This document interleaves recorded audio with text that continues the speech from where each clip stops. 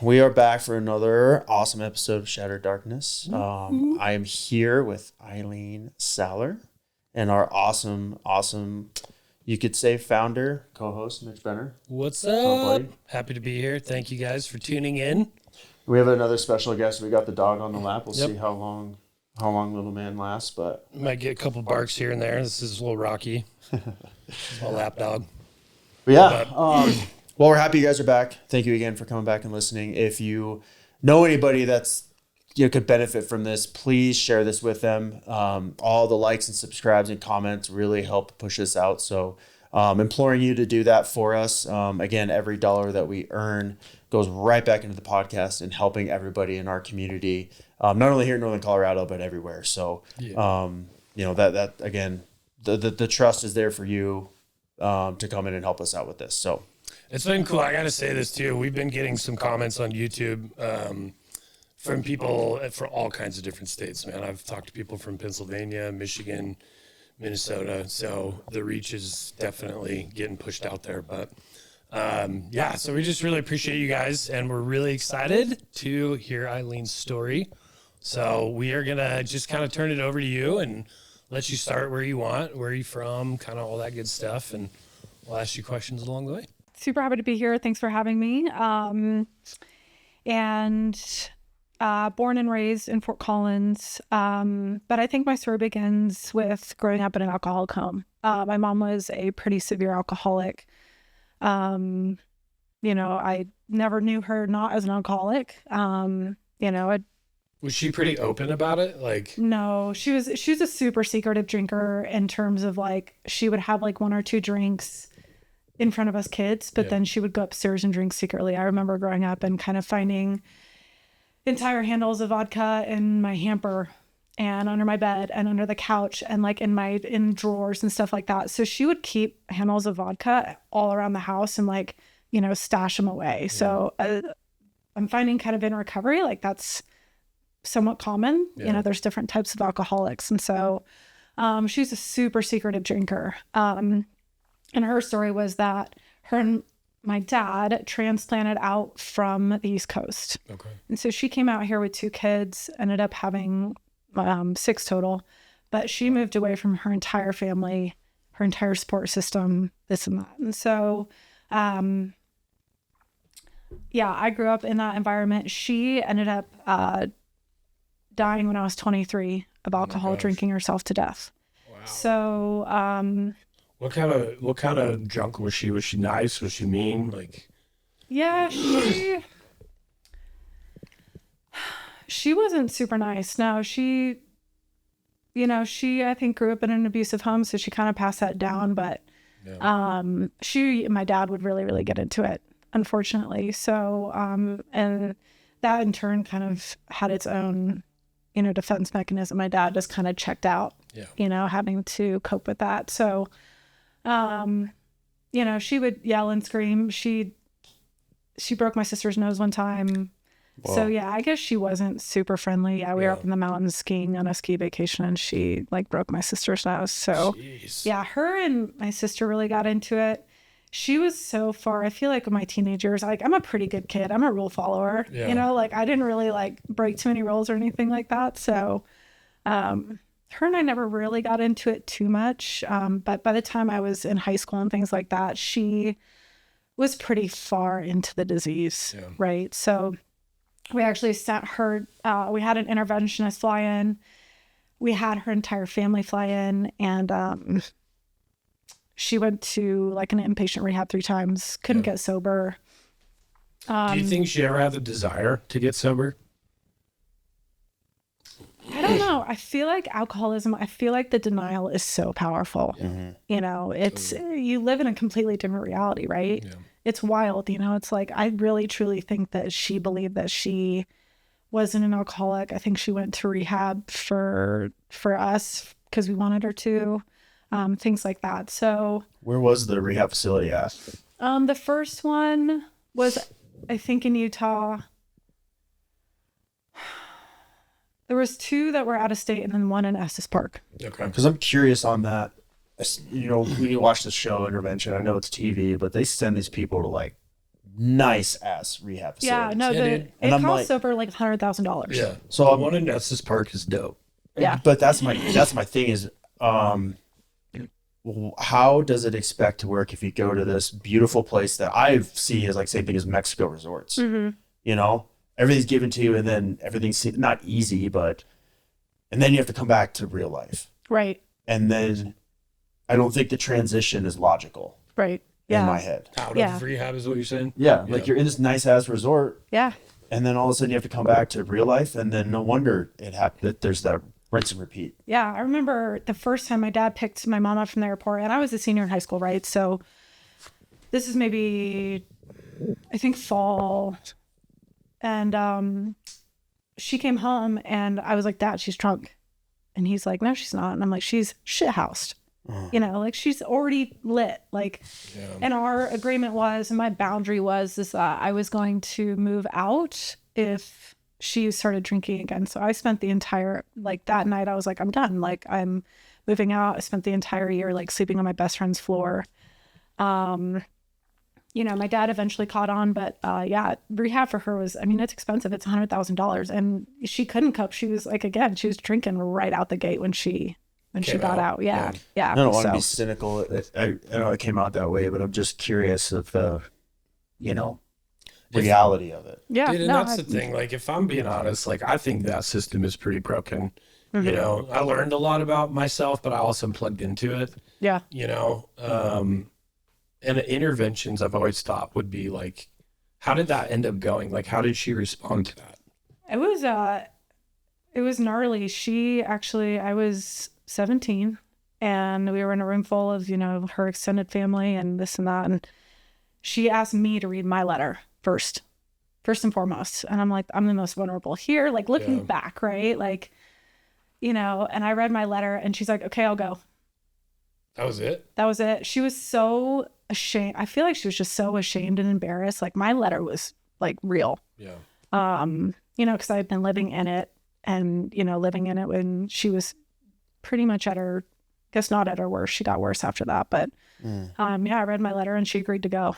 That's crazy. So yeah. But again, I think she only went because she was embarrassed, ashamed. You know, it's like you grew up in an Irish Catholic home. It's like everything's like, you know, like very, very secretive. So yeah, she went 3 separate times, and she could never get a grip on it. She, you know, ended up having DUIs, getting on antabuse, drinking on antabuse. Like that's how badly the disease was progressing her. Like her brain told her that she could drink on antabuse. Like I don't understand that she would make herself sick. That's unbelievable.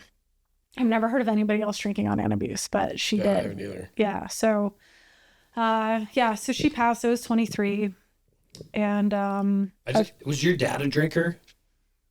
A little bit, you Not know. like that? No, God no. Okay. Yeah, and he was great. He provided for us financially, and you know, unfortunately, I said kind of checked out emotionally growing up. But him and my relationship now is like really, really great. So I'm super grateful. He's still here in Fort Collins. So yeah. But yeah. I was going to say, so when did it start? Like, because it's funny, we've had people who grew up with an alcoholic parent that went the other direction, right? It's like 50-50 almost. Yeah. Like whether you're going to go down that path yourself or get your act together. Exactly. Yeah. What was your mindset like, you know, and I guess as early as you can remember through high school, like having that experience with your mom, you know, like, do you remember anything about where your head was at? Yeah. You know, I can't say I do. Like, I think I blocked a lot of it out,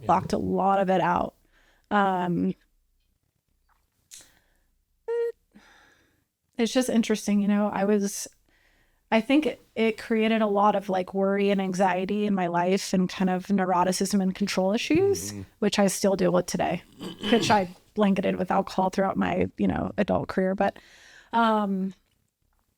you know, I was so worried about her and like the fact that I couldn't control her.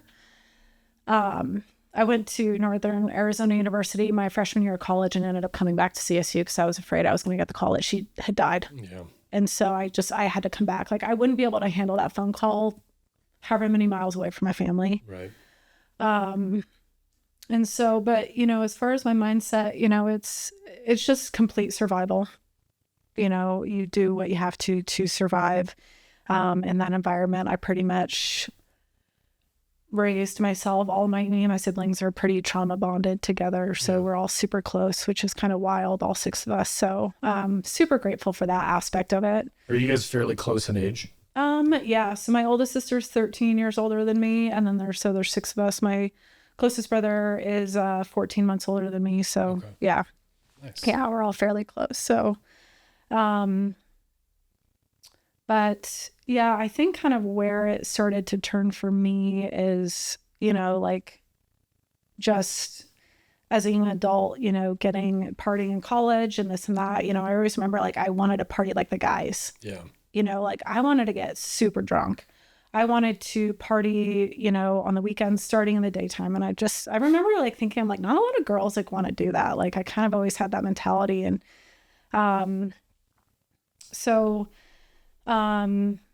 but yeah, anyway, she passed when I was 23. And I think trying to cope with those feelings and things like that, I did 2 things. I got really into competitive cycling. Okay. Mountain biking, you know, this and that. And then I also started to drink, you know, like I had this anxiety that I couldn't even sit still after she died. And I don't know what that is or where that came from. But I remember we'd finish dinner, for example, and I couldn't even sit there. Like I'd have to like get up and go, like whatever. So I just did things that made me not think about it. That's what I was going to say. Do you think it was like an avoidance technique? Absolutely. Yeah. Yeah. And like, just kind of, it's weird. I like developed this thing where it's like, how close to like death can I get? Like, and that sounds really weird, but it's like, I would like throw myself down mountains on a mountain bike, like at like crazy fucking speeds, downhill, you know, skiing, this and that. Like it's just extreme sports, you know, and it's like, I need that like adrenaline to like feel something. And like, so I got really, really into that. And I say that's like fueled by rage, you know like my cycling career. Yeah, I can honestly relate to that because I was very much the same way. You know, I was a semi-professional snowboarder when I was 20. There you go. Yeah. You know, and it was the same, like broke so many bones, you know, and just would do all kinds of crazy stuff like that. Yeah. And it's like to have that in you is like, not a lot of people have that in me. Were you like that as a kid? No. It was after your mom died? It was after my mom died. And like, I don't know what flipped or switched in me, but like, yeah, it's wild. Something definitely flipped. Are you a lot like your mom? Do you identify with her at times? Like, yes. Well, do you guys feel like you're similar? In my alcoholism, absolutely. Yeah. So, and that's kind of, you know, the similarities that we shared, her and I, in our journey of alcoholism are what got me sober. Yeah. And starting to see those similarities. So, but I started drinking, pretty heavily. And I ended up dating a guy and moving out to California. And this is kind of where everything kind of takes a turn for, unfortunately, the worst. So I leave my support system, right? Just like she did. I leave my entire support system. I got to California. I'm 26 years old. And Northern California, like the city I was in, you can't, like, there's no 26-year-olds. Like I had no friends. Yeah. I had my boyfriend, and that was pretty much it. What city did you get that in? Santa Rosa. Okay. Yeah. Yeah. So, yeah, super, super lonely. That's a depressing place to live. Like, it's so cloudy. And like, you don't see the sun for fucking months, dude. Yeah. And like, coming from Colorado, I remember being like, that was the first time when living in San Francisco where I felt like real deep depression. Yeah. Well, San Francisco is brutal, especially in the summer, because you're like, it's June and it's like 50 degrees and like foggy as fuck. Yeah, exactly. Like I can't see anything. Yeah, totally. So yeah, you know, and it's just like, goddamn, the people there are just so different than the people here. Like I had such big culture shock. Anyway, I was miserable. And my poor boyfriend at the time, like he's a super great guy. Man, I had to deal with me just like wanting to start to party. Like, you know, I'm like, there's no downtown, and like, just man, bless his heart, just like dealt with me in my early stages of, you know, looking back what is the, you know, the disease. So I ended up sabotaging that relationship, unfortunately, drinking and partying and cheating on him. And, you know, spent a couple years dating around, and I ended up getting a bartending job at a bike shop in Santa Rosa. At a bike shop? At a bike shop. Yeah. So they have like, have you ever been to like Road 34 here? Yeah. Yeah. So it's like that. Okay, cool. Yeah, it's rad. Yeah. It's like a super rad place. And like for the first time I was like super happy and like felt like I had community, and like, you know, I was a part of like a all women's mountain biking team, and like finally felt like I had a place. Yeah. And that was also just wrapped up in a lot of drinking and a lot of partying, right? So it's like all your coworkers were kind of into it. And it's like, you know, that's where I really started to develop the mindset like, oh, well, I can do both. Like I can fucking party like a rock star and be successful and race my bike and be one of the top cyclists in the county and like da-da-da-da. It's like, yeah, man, work hard, play hard, right? Yeah. Did you ever justify beer as liquid bread for the carbs? Oh, totally. Like drink before a ride? Yeah, yeah. Dude, And it's like, we'd be beer bonging in high school in the parking lot before we go Just to lift get for it football. liquid bread, dude. That's fucking hilarious. yeah. Stupid. Yeah, you know, and it's like pre-ride, it wasn't like a huge thing just because like, you know, like I had kind of mentioned, I rode so hard. Like I would turn myself inside out on my bike just to not feel anything. Have right? you ever like ended up in the hospital or? Yeah. Oh yeah. Times? Yeah. Yeah. I've broken a lot of bones. Ended up multiple surgeries, broken. Yeah. You name it. So yeah, throwing myself over that bike a lot. So, yeah, I did. I got into some racing, you know, enduro style racing, cross country, downhill, mountain biking. So, really fun, but again, very centered around. Well, and I was going to say it's an extreme sport, right? Yeah. Like, and that's snowboarding was the same way, you know, and it was just like so many drugs, Yeah. you know, and it was like we'd do cocaine on the lift, and Yeah. you know, if you would eat mushrooms, just like the right amount of mushrooms, dude, you were invincible. Yeah. You know, I would go out and try these crazy tricks that I would see in my brain, and, you know, and then we'd stick them and we'd land them, and it was like, oh, it's because of the mushrooms, you know, like we did it. And really it wasn't, but it just like made you feel that way, you know? Yeah. So that scene too is very much like Totally. just fueled by alcohol and drugs. It absolutely is. And like, you know, it just snowballed, you know, it just got worse and worse and worse. And, Were you doing drugs too, or is it just drinking? I was doing drugs kind of in my later career. Okay. So like, you know, my mid 20s, really just drinking heavily. And then, you know, in my late 20s, I want to say like 29, 30, like 29 to like 33, like right before I moved back out here, I was doing drugs a lot. Yep. You know, and it was like, hey, come over for Sunday brunch. And there's like, just like shit on the table. And it's like so casual. Yeah. And it's like, that's where it really started to escalate. And at the time, you know, I was dating a guy who had kids. And it's wild to think back that like I made those choices. And it's like, everybody knows what you're doing. Mm-hmm. Totally. You know, it's like you think you live in this alternate reality where it's like, nobody knows what I'm doing. I'm being super secretive about it. I can still do real estate and still like ride my bike. And like, you know, just this group of people knows that I'm putting a bunch of powder up my nose or like whatever I'm doing, or like staying up for 3 days straight, or, you know, and it's like, no, everybody knows what the fuck you're doing. And unfortunately, you know, I was dating a guy with 2 wonderful kids, and I just think back and I'm just like, I can't believe that I even like put them through that. How you know, old were it's like, they were a little bit older, 16 and 17. Yeah. Yeah. So, they were aware of what was going on. God, I hope not. Yeah. You know, I think so. Cause like for Christmas, like the second year or third year we were dating, I dated this guy for like 6 years. She bought me a like White Claw suction cup thing for the shower. And I was like that should have been like a red flag. And I'm like, oh, that's like funny. And I'm like, no, a 15-year-old is like, is picking up on your alcoholism so quickly, and you know, whatever. And like, I thought I was trying to like keep it mellow around the kids, and it's like clearly just failing. Wow. That's crazy. And it's just like, you know, yeah. So, but yeah, in my later like late 20s, early 30s, it was like the drugs combined with the alcoholism was so common, you know, and that takes things to a different level. Whole different level, you know, and it's like, that's, again, it's like, I just repeated history again. It's like, I wasn't a good girlfriend and I unfortunately wasn't faithful to my partner again, you know, and it's like, I can confidently say that if I hadn't been drinking and if I hadn't been doing drugs, that wouldn't have happened.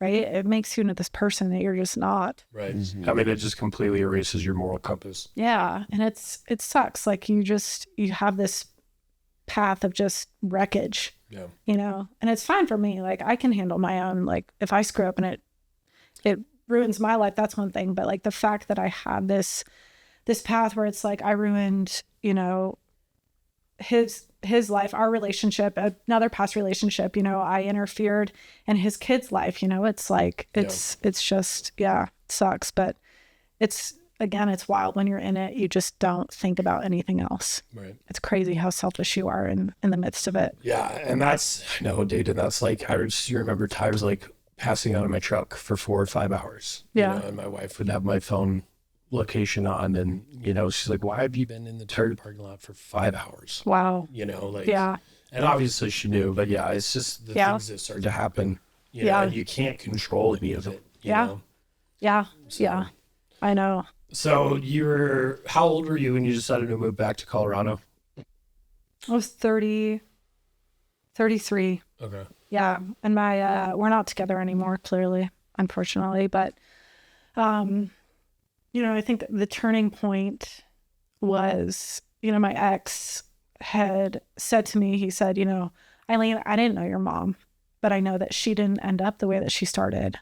And I'm worried about you. You know, he's like, he could see it just in the 5 or 6 years that we were dating, you know, COVID had happened. He's like, your drinking is escalating like tenfold and you're partying and like this and that. And he's like, I'm worried about you. You know, he's like, you don't have to be like your mom to like be an alcoholic. Right. And I think that's what triggered, like kind of set things in motion for me and really made me think. And for the first time in a long time, like I was scared, you know, it was like, here I am. Like, you know, I said this would never happen to me. Right. And, you know, here I am away from my family, away from my support system. I'm hiding my drinking. I'm just like her. You know, it's like I can hide from my family all I want. Like they had no clue I was doing so many drugs and like this and that. I tell them what I'm doing and they're like, what? You know, like you're like, you? Yeah. You know, and so that kind of set in motion for the first time that like, you know, I think I need help. And so shit kind of hit the fan and you know, I decided to move back from Colorado mainly because if I didn't move back to Colorado to be with my family, there's no way I'd make it out of California alive. Yeah. Like I had spent literally the last 10 years every single day drinking.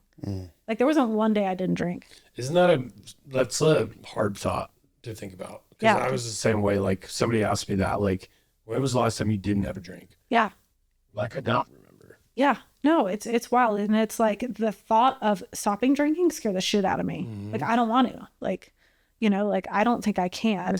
Do you think that you started drinking so much because of the anxiety and all of that kind of stuff? Yeah. Absolutely. Yeah. And just these like massive emotions that you didn't really know how to deal with. Totally.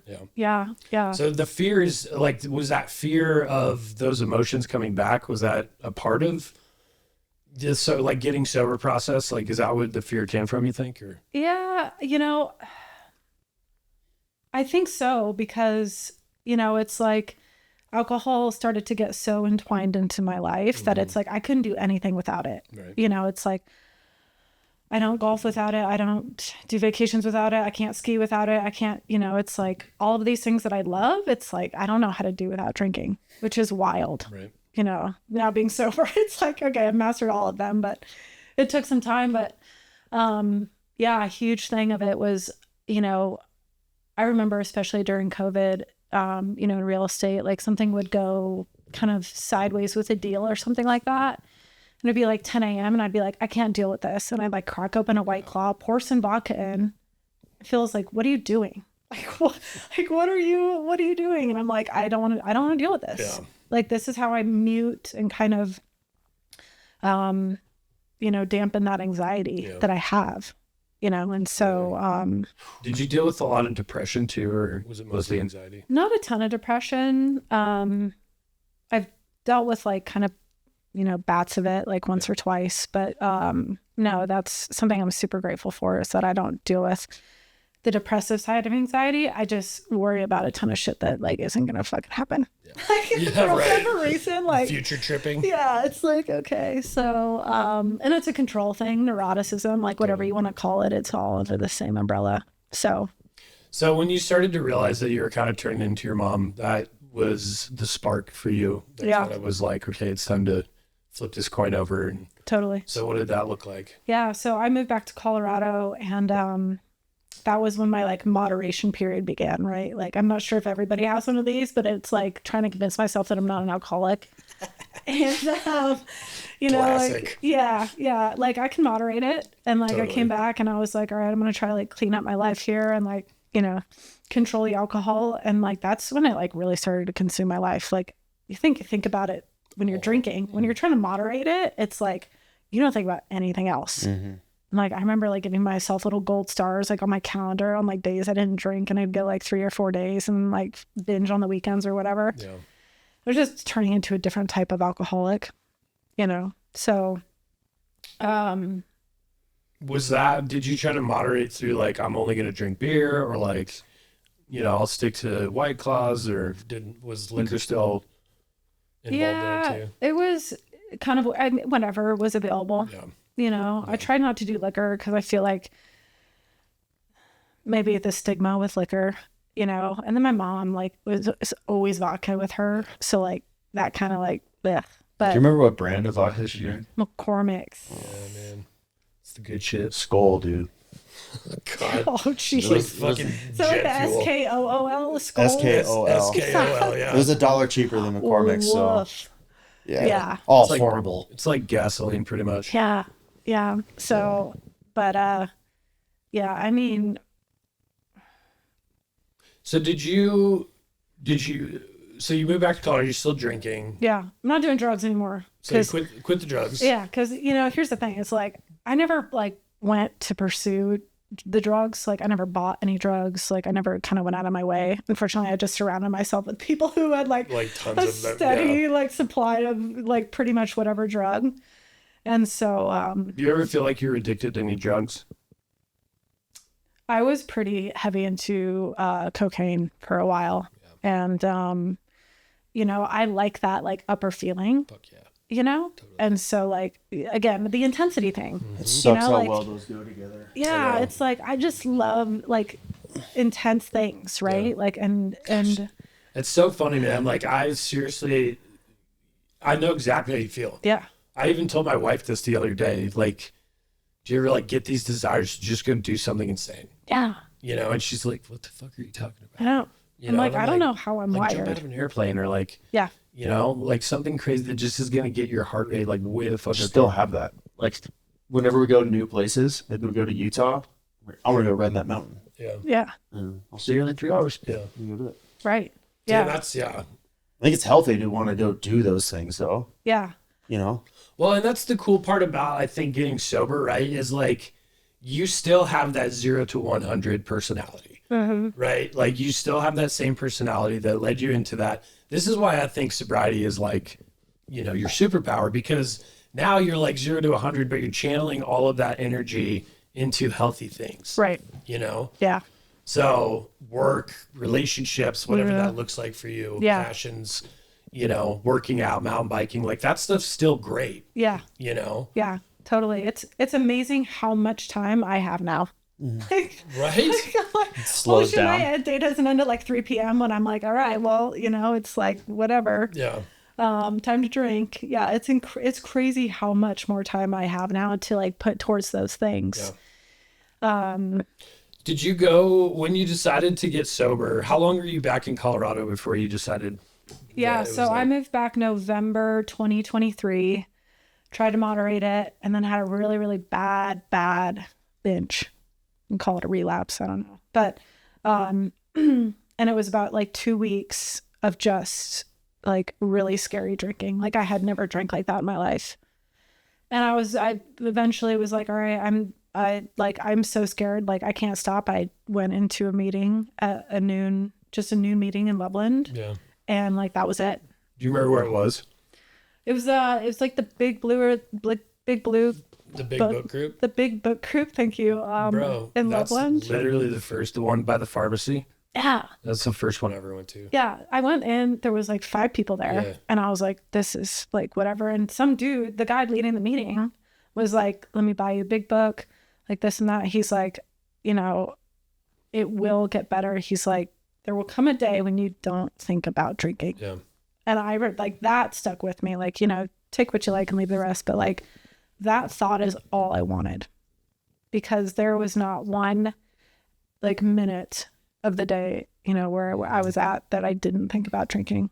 And it was like, that was all I wanted. And I'm like, if this guy can do it, and he's like, I have 600 some odd days, you know, but I remember where you were at. And he's like, and now, you know, days go by and I don't even think about it. And like, tell me that's like, is that real? Yeah. You know, and like, that's just what I remember that, like, that's what I clung on to, because it's all I wanted. It was, Dude, and that's the thing, is like, you don't know consuming until me. you know. yeah. Like, and that's, yeah. There was a gal, an older gal in that group that like was just the sweetest Human being I've ever met. You Yeah. know. this whole, and she just gave me a hug and was like, so glad you're here. And it just like was instantly warming and welcoming, you know? Yeah. Yeah. And that's so Crazy. crazy. That's literally the first group I ever went to. Yeah. Where was it? Was there one on, like, where was this exactly? Because first one I went to was on 4th, kind of by Ames. down there. It's on Boise in Loveland by Good Day Pharmacy. Yeah. It's like That's in this awesome. like little, It's room like right thing. behind the pharmacy in like this little room. Yeah. And That's room. cool. But I just remember that gal, man. She was just so kind. And that's so funny. That's the same meeting that you went to. Yeah. That's crazy. Yeah. It's, So did you ever go the rehab route? no, No. That's good. I was lucky in that way. And I think, you know, a lot of it, I think what finally clicked is that, like, I think I knew I was, you know, I had mentioned that, you know, my ex had said, like, I'm worried about you, you know, it's like with your mom, it's like, that kind of hindered, I think, my recovery in the fact that I always compared myself to her. Like, well, I'm not as bad as her. I'm not an alcoholic. Like, you know, that's and that. It's like, no, you don't have to be that bad. Right. And so I'm grateful for the fact that, like, although, you know, I had my rock bottom moment and, you know, I hurt a lot of people and things like that, you know, I was able to get help before I needed rehab. Yeah. But I'm also like a very strong-willed individual and very like, I'm going to do it.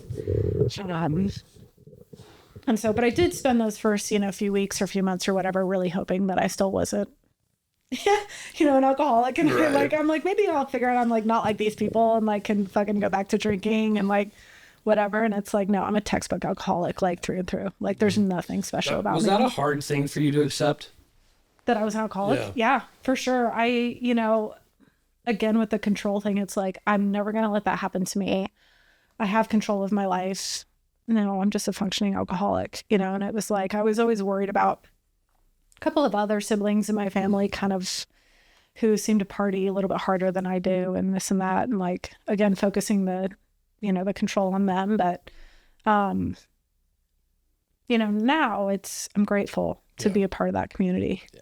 Um, That's what I was just going to ask Internally you, is grateful. how are Things going now? Because you said, what, 16 months? 15 months? yeah, no, I just had my 1 year last month. Okay, so Yeah. 13. So 13 Yeah. months. Yeah. Yeah. So yeah, it's been incredible. I was just actually in the meeting yesterday, I was just reflecting on, you know, how much connection and community this has given me. Right.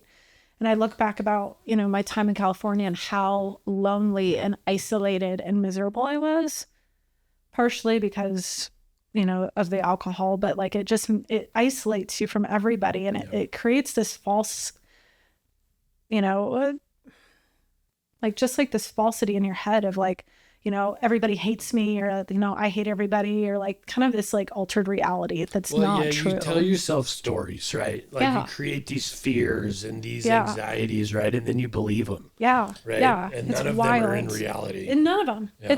It's so crazy. And then you feel that way, right? And you almost isolate yourself from the world. I absolutely did You that. know, because I was very much just like, it was very obvious when I was in like a drinking binge phase, right? Because I would not answer my phone. Yeah. You know, I wouldn't talk to anybody. I wouldn't go to the office. Like none of that. Yeah. I think COVID did a lot of that lately. And then you sit there and look at other people and judge other people and all that stuff. And I think now that's what I'm super grateful about, you know, these Thursdays and just the connection of people, because then you're not feeling by yourself and we can all just lift each other up. Totally. You know? Yeah.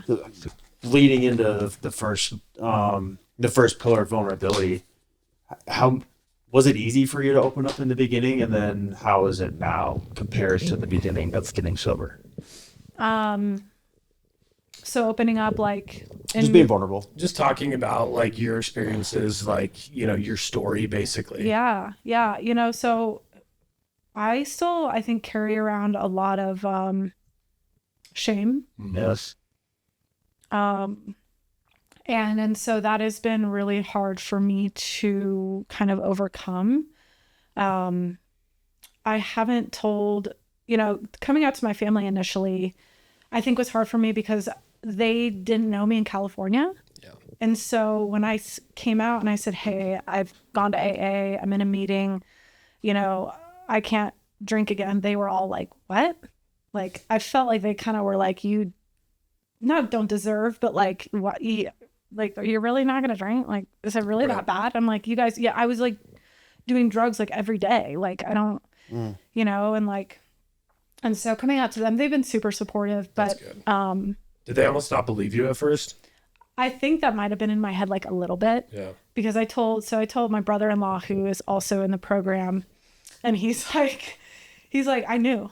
He's like, Eileen, I've known for years that you needed help. I'm like, so proud of you. Like, you know, this and that. And so, again, like you think you're hiding something, but like, you know, everybody kind of knows what you're doing. But, did you get a chance to talk like kind of about your story and like go into it at all through? Because you had said this is the first time you've told your story. Yeah. But like in AA and things like that, were you able to get some opportunities to kind of talk, or was it more of a listening experience for you? You know, I think at the beginning and even kind of up to recently, like I haven't told a ton of my story. You know, do you think it's because you still feel shameful about some things? I think so. Yeah. You know, I think it's, especially I think there's like a stigma around like women and alcohol. You know, there's this part of me that thinks that people in the room don't think I deserve maybe to be there, which isn't true at all. Right. You know, but it's like, I'm a little bit younger. I'm a woman. You know, I seem to have my shit together. Like, how bad could she really be? Yeah. Like, that's kind of what I think that people are like running through their heads. Which again isn't true, is my kind of, you know. Was it freeing when you got into that room and realized, oh my God, they are all as fucked up as me? Yeah. Or Totally. felt some comfort. Yeah. And like, oh my God, it's not just me. Yeah, no, absolutely. The shit I hear out of people's mouths is like, I've been there, done that, you know, and so like just that relatability is huge, right? I think that's a key point. Sorry, I'm not trying to interrupt you, but No. I felt the same. I didn't do AA, but I went to the first 2 days of sober. I went to AA, and that was the one thing I took was, oh my God, I'm not alone. Yeah. It's huge. It's like, man, I'm not the only one that like this substance has like crept into my life and like completely unraveled everything, right? You know, it's like, it's huge to feel that sense of community. And again, like coming from California, how alone I was. Yeah. You know, the biggest thing sobriety and AA has given me is a sense of community. And above and beyond AA, you know, if it's not for you, and like I get people have different programs, any 12-step program or however you find sobriety, it's like sobriety has given me a chance to connect with community. You know, I think about my time in California, and I had the opportunity to connect and be connected in the community, but like the alcohol just stifled all that. Yeah, stifled all that, and you know, kept me isolated, where it's like now that I'm sober, it's like I'm doing a shit ton of service work, I'm volunteering, I'm a part of so many social groups and networking groups and women's groups, and you know, I'm able to like help out my sister and like watch my niece and nephew and like all of this stuff, and it's like I have never felt more connected in my life. And it's like do you ever get this like energy through like are you a spiritual person? Yeah. Okay. I think it's God, but like when I have these conversations, it's like my new drug, dude. Like I just get this like vibration through my body where I get these chills, you know, and it's like I just kind of get this like sense that I'm like on the right path, you know, and it's like that feeling is almost more addicting than anything I ever experienced because it's real. Yeah, you know, for sure. Yeah, yes, And speaking of community and service, I mean, those are some of our pillars, right? Like you're just pouring into that. Yeah. You know, and how has that changed your perspective? Has it helped with your perspective on yourself, or how does that kind of change your mindset? Yeah, I think, you know, the service portion of it is has kind of helped me get out of my own way, right? Totally. Because you remove the alcohol, but the character defects are still there. Right. Yep. So I still deal with the anxiety and the control and the neuroticism and like whatever, and you know, that anger, you know, it's like, unfortunately I'm not like a half cup full kind of person. I'm like kind of cynical, I suppose you could say. Like it's in my DNA, whatever that is, that intensity, that cynical, like it's in me through and through, and I have to work really hard to overcome that. And so the service work has really, you know, allowed me to, it's one of the only times where I'm not in my own head about shit. You know, you're almost putting yourself in other people's path. Yeah. You know what I mean? In other people's life, and focusing on what's going on in their life. Yeah. And when people are grateful, it is one of the best feelings ever. You know, it's like the knowing that's like, yeah, I can give my time. I might not have money to give right now, or I might not have this to give right now, or whatever, but it's like, I have time right now. Yeah. And in the future, I might not have time, but I have money, you know, and I'll give that way. And it's like whatever you can give at this moment, I think that somebody can always give something. Absolutely. You know, whether it's like you're pushing a cart back in the King Soopers parking lot, or I'm able to pick up my niece and nephew because my sister's down in Denver or whatever. It's like, you know, it's just. Dude, and the other, one of the biggest reasons that we made this a pillar too was because it provides you with opportunities. Mm-hmm. You know what I mean? Yeah. And opportunities that you may not have had prior. Yeah. Right. And that's like, I keep telling my wife this because she came home a couple of weeks ago and was upset. Like she's kind of a gopher for these two gals that run businesses. Mm-hmm. But I was like, dude, you've got to think about this in a different perspective. Right. Like, yes, you're going to their house and doing all the things that you wish you could do here. Mm-hmm. Right. But you're building relationships with these very high profile, high powered women. Right. Right. Like, so you don't know what kind of opportunities are going to come out of that. Yeah. You know, and if you just show up and serve them in whatever capacity they ask you to, with a smile on your face and all this stuff, like God, there's a promise that God will fulfill inside of that, you know? And so, and it's just all about like how you look at it. Right. Yeah.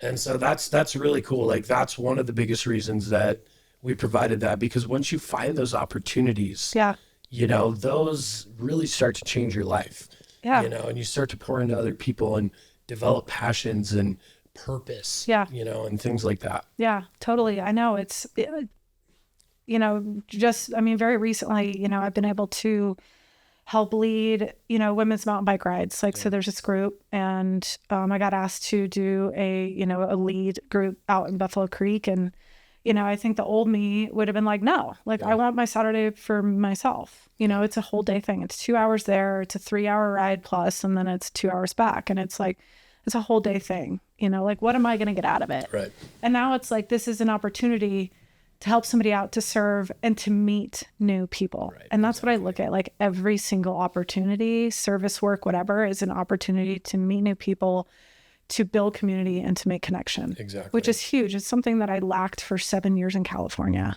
you know, and it's like, I feel like I can't get enough of it out here now. You know, it's like every single opportunity. I'm like, let me at it. Let me get it. Like, let me help. Like, you know, whatever I can do, you know, whether that be trail work and, you know, like I said, I mentioned like the women's mountain bike rides, but that's really cool. You know, and it's like you can see that 0 to 100 personality being channeled in positive directions. Yeah. You know, and that's what it's all about, right? Mm-hmm. And then the other thing that we're really starting to notice in this is like the people that are highly successful in it are the ones that have been able to identify the trauma or the piece in their life that maybe caused them to go down that road or whatever. Yeah. You know, and then turn that into some kind of like purpose. Right. You know? Yeah. But that's awesome. What does accountability mean to you? Accountability? Mm-hmm. I think accountability is huge. I think that's why, I know that's why I came back to Colorado. right? Like I couldn't hide my drinking and my drug use from my family if I was here. Yeah. And so I moved back here to be accountable to my family. You know, there's no way that I'd be able to do what I was doing out there. So, you know, it's, I guess, the start of what got me sober, you know, is being accountable, but also like, there was a point, you know, in AA where it's like I was going to meetings, but it wasn't, you know, I wasn't working the program. I didn't have a sponsor, like this and that. And, you know, I kind of had shared that in a meeting, and, you know, people came up to me afterward and said, well, you know, you need a sponsor. You need to, like, you know, you're just sitting here being dry drunk or whatever you call it. Right. So there's a difference between, you know, being sober and recovering. Right. You know, and I think in order to recover, you need to be, you know, held accountable and kind of face your trauma and face your demons or whatever, and work through those. So, did you work through the entire 12-step program? I have not yet. No. Yeah. So, working on it. I leave for California Sunday. Okay. And I have a few amends to make out there. Okay. I'm a little nervous about it. Don't do drugs when you're out there. Yeah, no drugs. Just a friendly reminder. Good deal. Yep. So, are you going out there for that purpose? I'm going out there. I actually have a couple of condos in Tahoe. So, nice. And yeah, we're getting ready to be an Airbnb again. They were a long-term renters That's moving awesome. out. So kind of going out there. So where around Tahoe? Kings Beach. Oh, nice. Yeah. So that's awesome. Yeah. Craziest place I've ever been to is Stateland. Stateland's gorgeous. That's weird. Yeah. I don't even know where is that. So it's literally on the Nevada and California border. So one side of the street is casinos. Oh yeah. And the other side of the street is just bars. Yeah. I know what you're talking Weird. about. Yeah. It's cool. And then like Heavenly ski resort. Yeah. There's runs where you're in California and then you're in Nevada, and it's like the welcome side driving down the road on the ski run. That's one place that I've never actually gone sobering. Like we had the opportunity to, but we never did. You gotta go. Go to Kirkwood. Yeah, Kirkwood's rad. If you ever want to go this winter, let me know. My condo's like 10 minutes from North Star, but North Star's kind of boring. They call it like Flat Star, but Squaw or Palisades is like 20 minutes away. Hell yeah, dude. Yeah, Palisades is rad. That would be amazing. Kirkwood's kind of like a basin where you gotta drive a bit to do it, but totally worth it. Yeah, Kirkwood's rad. Yeah. That's really cool. That sounds like so much fun. Yeah, like skiing and seeing the lake is just like you never get used to it. It's like the wildest thing. That's what I've heard. Like my buddy goes out there all the time, and they have this super rich friend that has like a mansion out there, dude. And he sends me pictures all the time. Yeah. I'm like, I hate you so much. Yeah, the amount of money in Tahoe is like wild. It's kind of like Aspen. I mean, not all of Tahoe. Like Kings Beach is pretty sleepy, a little reeled back, but yeah, it's Still, that's you get awesome, though. Yeah, it's really really cool. So I'm getting to do that. Yeah, it'll be a test for sure. Like, are you going with somebody like from here? Or? Yeah. So I'm taking my my partner, and we'll go. So it'll be good to have him out there and be able to do that. So that's awesome. Yeah, a little worried though, but not worried, but you think about it. It's nerve-wracking. Yeah. Do you think by going through this it can help with some of the shame stuff that you're feeling? God, I hope so. Yeah. It's just, man, I don't know if it's normal, but like I have so much shame. I think it's fairly normal. It's like, again, it just like goes back to like me ruining my own life. Like that's one thing, but like me ruining other people's lives and, causing hurt to other people is just like, I hate myself that I did that. Yeah. It's going to drag you down until you can let it go. Yeah. And I know you've heard that, but I dealt with that for 8 years. Yeah. I just figured it out. Yeah. What did you do? Because I'm like, I spiral in it. Like Jesus. As simple as that is, I got baptized not too long ago, but the second that I realized of what he did for us and then kind of leaned into that and just gave it up to God. I'm like, look, I don't have to deal with this because you sent Jesus to deal with that for us. It's repentance. The second I really leaned into it and read the word and kind of lived it out and listened to other people, it was, it didn't all happen at once. It was like you trying to open a pickle jar to let that go. Yeah. You know, I tried really, really hard to force it, but as I went, it's kind of like when your ears are plugged. Yeah. And then all of a sudden, like, that's not that one pop. All of a sudden, oh my gosh, I feel it. Right. Oh, you that's know, cool. I didn't do one thing in particular. I mean, there's some people that I called up and said, sorry for stealing your liquor for a year, restaurant owners and people I worked for. Yeah. That was all well and good. But once I really leaned into that emotion of just let it go, dude. Yeah. Like it related to work. There's nothing you can do about that appraisal. Right. It's going to be what it'll be. Yeah. You have no control over it. So once we get, add value as is, cool. Right. Or if repairs needed, great. How do we do it to fix it? The one way that I looked at it too is like I had to go through the things that I went through to be in the position that I'm in today. Yeah. And so like I've got a ton of guilt because I don't remember the first probably 2 or 3 years of my son's life. Yeah. You know, and then my daughter was 5 when I went to rehab. So, I know there's trauma there that I created. But at the end of the day, man, like there's nothing you can do to change it. Yeah. Besides moving forward. And it's just like, okay, how can I live my life moving forward, in a much different way, positive way, and maybe I don't know, man, like my wife has videos of me like just teeing off on her, and it's like, I've watched them. I actually first initially told her to delete them. And then I was like, what, don't delete them. I think it's a good reminder of where I don't ever want to go again. Yeah. Watch them and then delete them? I will be honest, I've only listened to some of it. Like, I think it's really fucking hard. It would be incredibly hard. It's I can't even very imagine. difficult, Yeah. to listen to, and just the verbal abuse that I did to my wife. And, it's just all this pain right inside of me and all of this damage inside of me that I didn't know how to deal with. Right. And just drink it away and it would just explode. Yeah. You know. You guys have a fireplace, right? Yeah. Here. Yeah. Yeah, dude, watch the videos. Right? Well, it's an electric fireplace. Okay. All right. Well, watch the videos and then, you know what I mean? Like write that emotion down and then then delete the videos. Yeah. I don't know if I want to delete them though. Like, I want to go back to that pain.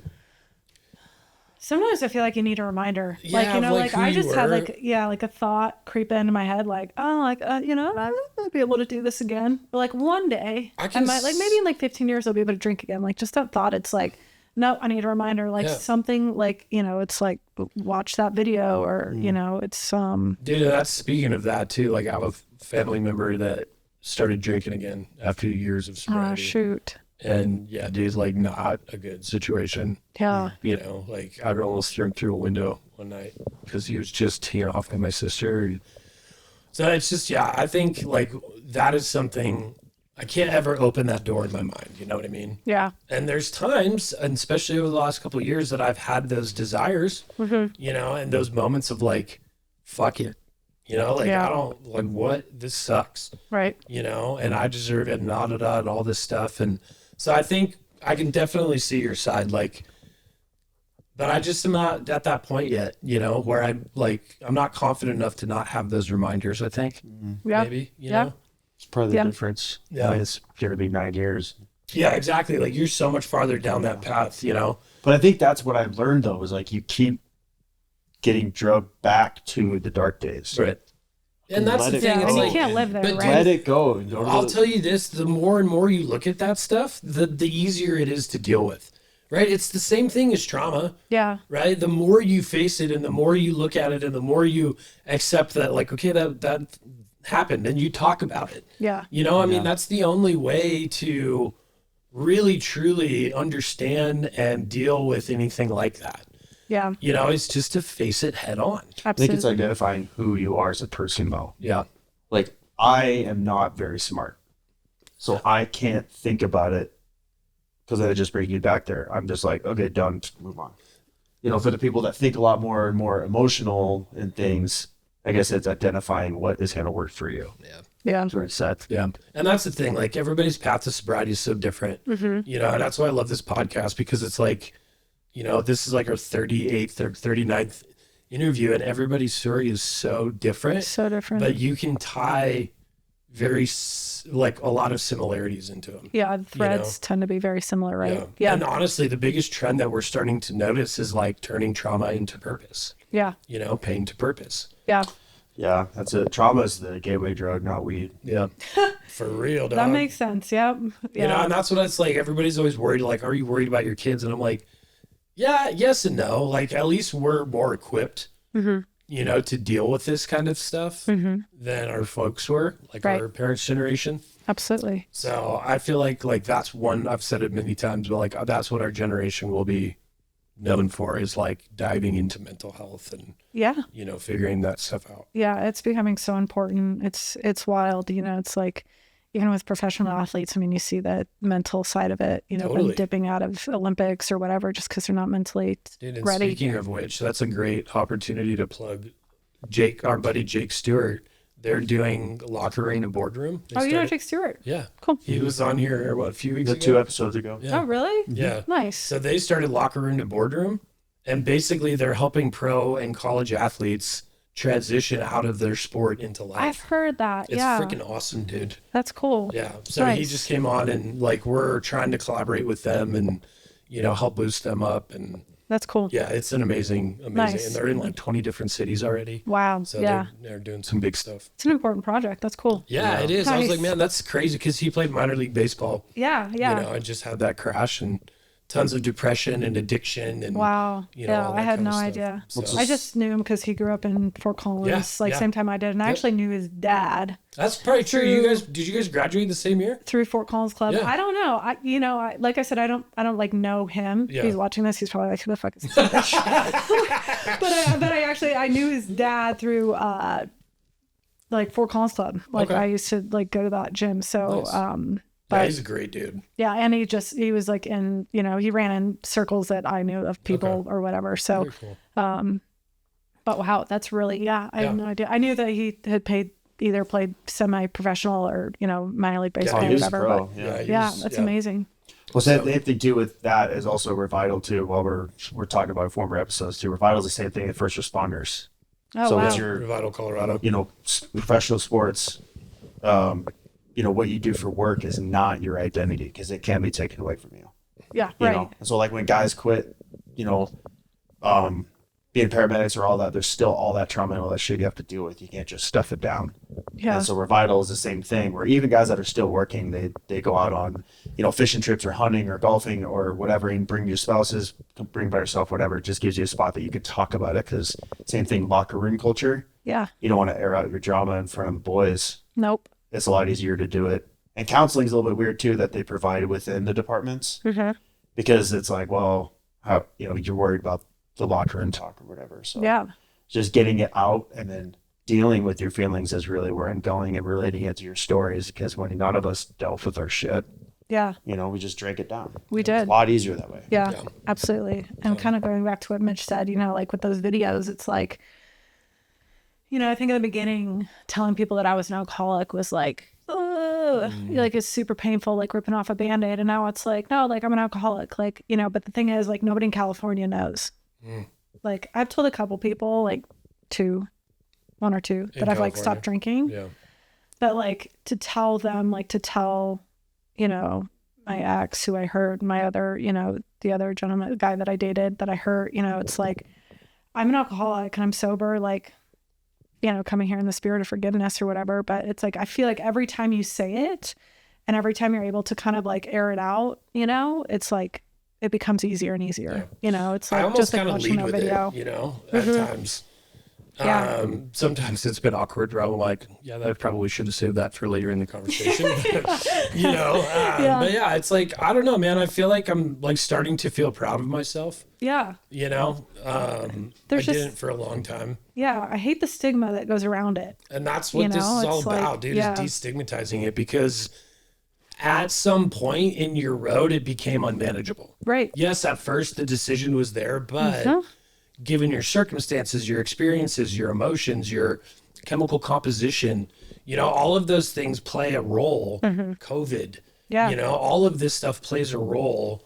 It's like the perfect storm, right? Exactly. It's like, and that's the thing that people like, I hate when I get online And people are like, oh, just fucking stuff them in a corner and give them the drug that they want. Yeah. You know, and it's like, I guarantee you that most of those people don't want to be in the position that they're in. Totally. You know, and it's like, that is so inhumane to just come at it like that and be like, you have no idea what you're talking about. You know, it's like, and can we talk about the opioid epidemic?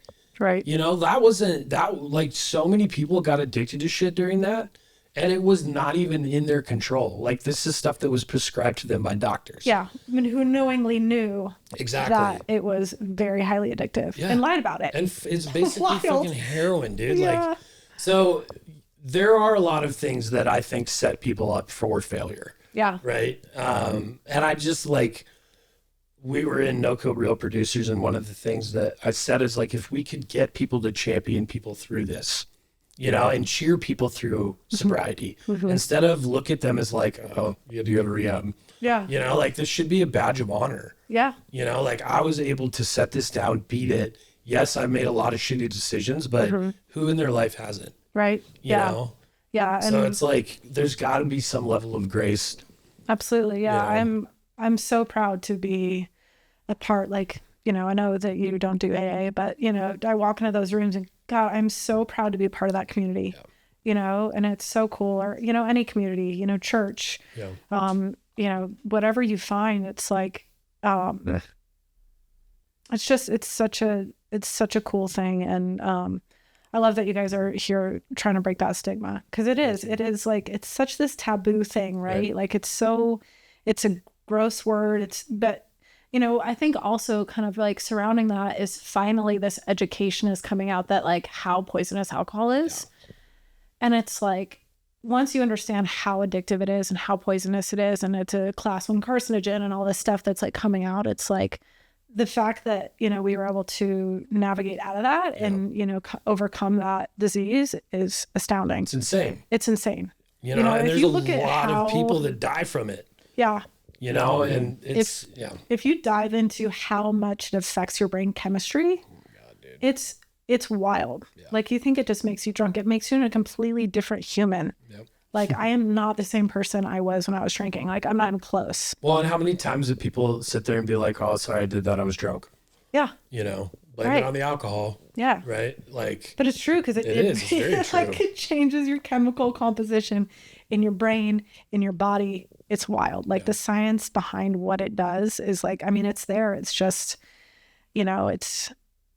Well, and that's the thing I want to say to the listener too, and maybe to the listener that's not an addict, like, if you have an addict in your life, grace is probably the best thing that you can give that person. Yeah. You know, and just helping them understand, like, maybe helping them understand the damage. You know, it's getting them to the point where they make that decision. Right? Because interventions, I think, are the biggest waste of fucking time. You know, dude. I just think it's like, you're just like putting this person on blast, you know, and that's the last thing that somebody needs. You know? Yeah. And so it's like, I don't know. I wish that I could show people pictures and like of the emotions that I felt when I was in rehab, you know, and the things that I learned through rehab. Yeah. Like, I wish that I could just let people experience that, like, immediately, you know, because it was so freeing. Yeah. You know, and it was just like, okay, like, I can do this. Yeah. You know, it was the first place in my life that I was like, I can actually do this. Yeah. I have a friend right now who is like in it. Like, I didn't know that she had a problem, you know, and then she, long story short, she lost her kids, got a DUI on her way to work to go, like, you know, work in an elementary school. You know, and she lost her kids, got, you know, CPS called on her, and like, she still hasn't hit rock bottom. And like, I don't know how to help her. Like, I don't know if I should invite her to a meeting. I don't know if I should talk to her. Like, she's so in that denial phase still that like, she doesn't see the alcohol as a problem. And I'm like, this is what's causing all of this havoc in your life. Like, your life is so unmanageable right now. Like, how do you not see it? But like, I think about my mom, you know, and I'm like, this is same. Like, I almost can't be around her because it's like very triggering. It's like literally the same path, but it's like, I don't know how to help her. I know how to detach and like love from afar. I learned that young, but like, I don't know what I can do to like help her kind of see the light. You know, it's like you want to help her so bad. I love her so much, but send her this episode. It'll come out in just a couple weeks. I mean, and that's honestly what I was going to say is like send her the podcast, like get her to like and subscribe. You know, I think that's you know, but I think honestly, man, it's just showing up in her life authentically. Yeah. You know, and just like, and being yourself and even not being afraid to talk about how it's changed your life. You know, and not be afraid to be like, look, I'm not judging you because I've been there. Yeah. You know, I love you. Yeah. You're amazing. But there's this problem, you know, and this is going to get in the way. And I don't know, man, I think that we just have to be honest with people, you know, and just like, look, this is where you're at. Like, I get it, but you're not alone.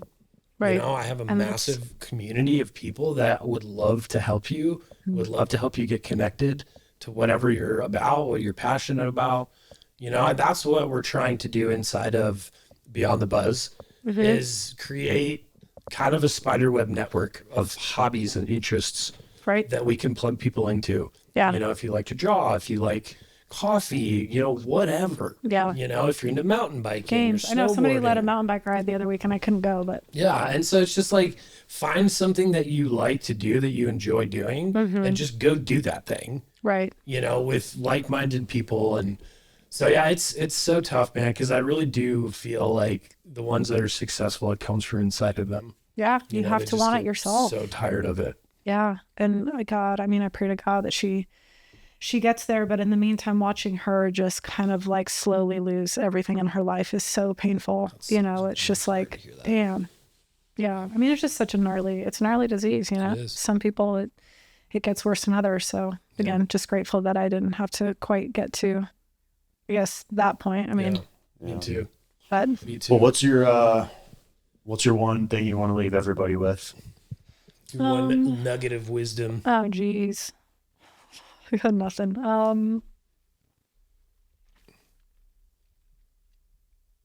I should have probably asked you this a couple days ago. No, it's okay. I think, you know, I think that if you are even have to question whether you have a problem with alcohol, I think your answer is right there. Yeah. You know, I think there are so many young people because of today's culture that it's so socially accepted who are like silently, kind of quietly struggling like I was for so many years. I had a journal entry that I just read actually in 2016 that, you know, I grew up going to Al-Anon because of my mom. And for those of you guys who don't know what that is, it's a support group for people who know alcoholics or have alcoholics in their family. But I was going to Al-Anon at the time and I wrote a journal entry in 2016 that says, maybe I need to stop drinking. And it was like, I knew then that I potentially had a problem, right? And I silently struggled for how many years after that, but kind of just questioning myself and this and that. And I think just if you're out there questioning whether you have a problem or you're even thinking about, you know, cutting back or quitting or this and that, the easiest way is just to get out of your life. And, you know, just coming from somebody who spent a year trying to moderate it, or it'll consume your life. And so I think that if you're just thinking about it, check out a meeting, you know, do some research. But there's so much help out there. And you don't have to lose everything. You don't have to be a full-blown alcoholic. You don't have to go to rehab.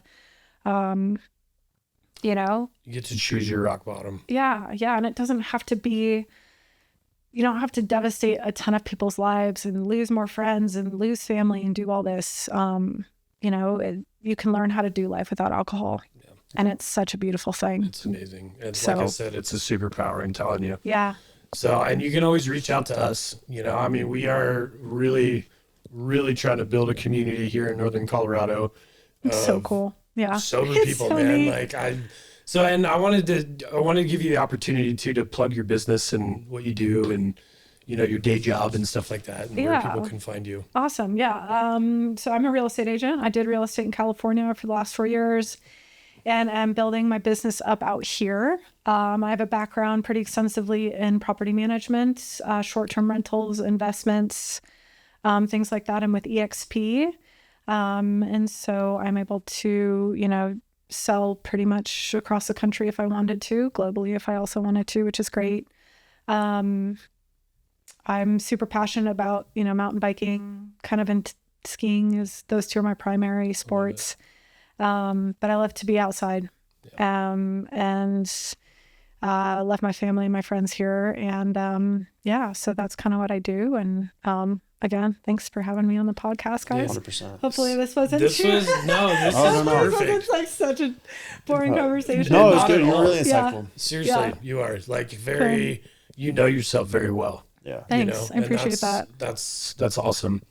Your story is, what I love the most about it is the fact that your mom struggled with it and then you did too. Yeah. You didn't turn around and go the other way. You went into it. Right. And that's like, I think that speaks to our experiences, right? Our surroundings, things like that, like not necessarily having control over those things when we're younger. Yeah. It's wild. I made a promise to myself that I would never let that be me. Yeah. And it's so sneaky, right? Like there's a quote that's like the disease, we are patient, but so is the disease. The disease is patient, but so are we. But it's like, it's this thing that just like creeps up on you and just like slowly overtakes your life. It doesn't happen overnight, right? It happens a day at a time with alcohol and drinking and this and that. And it's just, and that's exactly how the recovery process goes. Yeah, as well. totally. One day at a time, 6 inches in front of you. Yeah. Surround yourself with the people that are going to help you be successful. And, But, well, Eileen, I just want to say thank you again. This seriously was an amazing interview. And thanks for having me, guys. Yeah, I'm excited to be here. Yeah. So thank you so much. And thank you to our listeners, to our supporters. We really, really appreciate it. We're super excited for the next year. We're starting to kind of upgrade things a little bit and get a few more people involved in production and all of that. So really trying to put out some good content for you guys so that, you guys can find some sobriety and really find that light in life. And if you guys are struggling or you need anything, you can always reach out to us. But please follow us, subscribe on YouTube, and you can find us on all the major platforms. So again, Eileen, I want to say thank you. Yeah. And, thanks, guys. We wish you all the best. Yeah. Thanks so much. I love what you're doing here. And best of luck with the podcast. Thank you so much. All right. We'll see you guys next time. Thanks. Don't do crack, kids. Bye.